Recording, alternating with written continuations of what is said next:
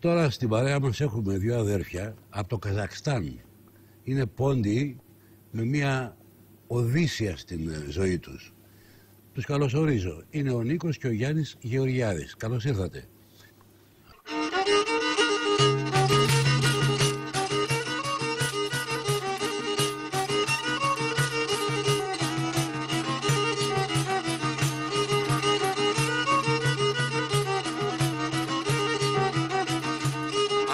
Αναθέμασε Καζαχστάν, εσέν και τα Αζίας.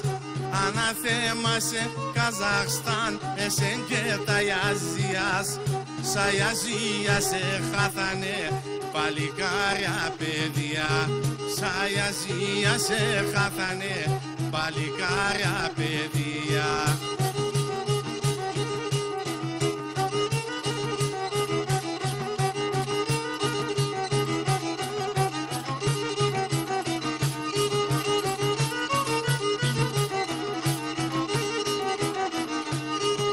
Αναστορώ το Καζαχστάν και τα λόγια μου είναι βαρέα. Αναστορώ το Καζαχστάν και τα λόγια μου είναι βαρέα. Κι θα να σπάλνε οι Ρώμοι το 49. Κι θα να σπάλνε οι Ρώμοι το 49.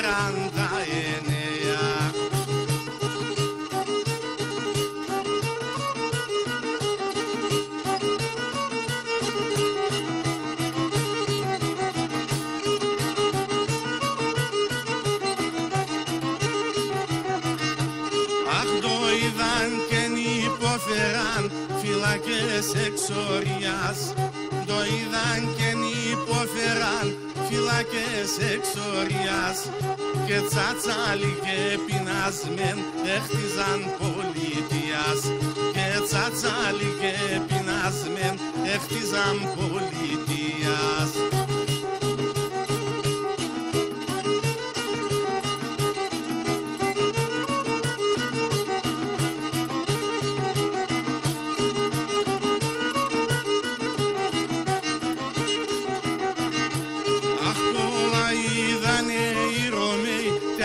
Βασάνα και πόνια, πολλά είδανε οι Ρωμαίοι, τάρτε βασάνα και πόνια και με τη λύραν επεράσαν τα δύσκολα τα χρόνια.